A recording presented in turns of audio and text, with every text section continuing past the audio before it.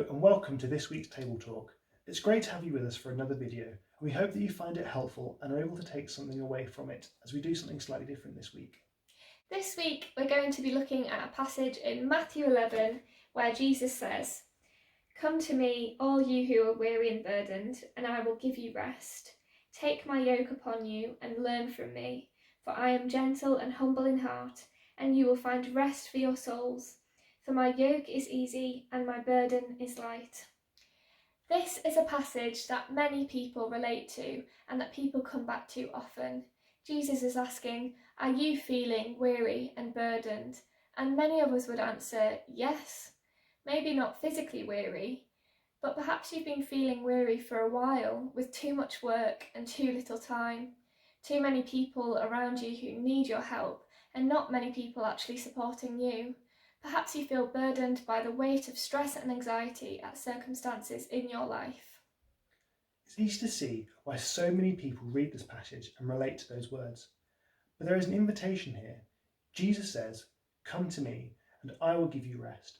Learn from me and you will find rest for your souls." So we're going to be talking about the topic of rest today.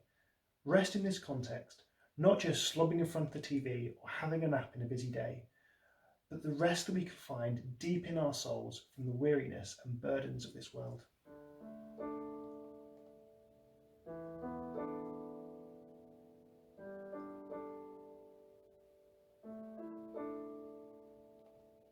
Since lockdown, we may have found that we have more time, but that doesn't necessarily mean we've had more rest. We live in a hectic world where busyness is a badge of importance, and the need for rest can be seen as a sign of weakness. Technology often means that we can never stop, never fully switch off, as people can always contact us, remind us of things that we need to do and people that we need to see. It can be overwhelming, and feeling well rested is exclusive to your holiday once a year. This topic of rest has been something that I've been grappling with for some time. Before lockdown, I felt like I couldn't keep up, trying to cram more and more into each day and constantly feeling like I was catching up. Something had to drop, either my social life, the state of my house, or time spent with God. Perhaps you can relate to this feeling of constantly having to catch up with things, feeling like it will never stop and feeling overwhelmed by the pace of life and the circumstances we face.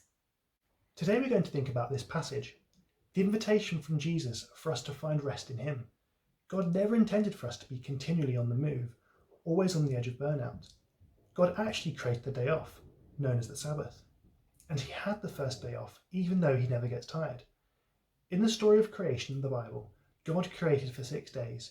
He made everything from the skies and the birds in them, to the ocean and the fish in the sea. But even God rested on the seventh day. So God rested, and we can see in the life of Jesus that he rested too. Jesus could have been the busiest person. He had an important mission to spread the message of God's love and forgiveness far and wide. He could have been working all the time to spread this message as far as possible. But if you look at Jesus' life, he was actually really good at resting. He often took himself off by himself or with his disciples to a quiet place and rested. He had meals with his friends and he spent time in prayer. As Christians, it should be our aim to live like Jesus, to learn how to live unhurried, always prioritising time spent resting with our Father God, and finding our strength for each day in a quiet place through prayer and worship. God rested, Jesus rested, and so should we.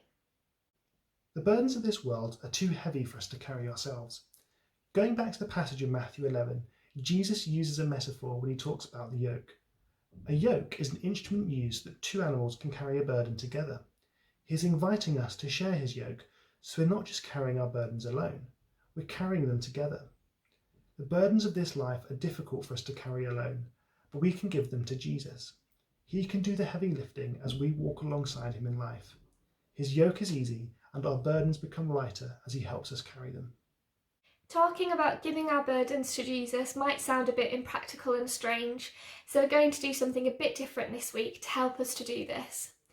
Ever since we're talking about rest today, we thought we'd give our vox poppers a rest and reflect on this theme by ourselves.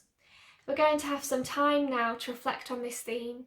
This can be an opportunity for you to give your burdens to God. Perhaps you'd find it helpful to have a pen and paper and write down or draw some answers to the questions that appear on the screen.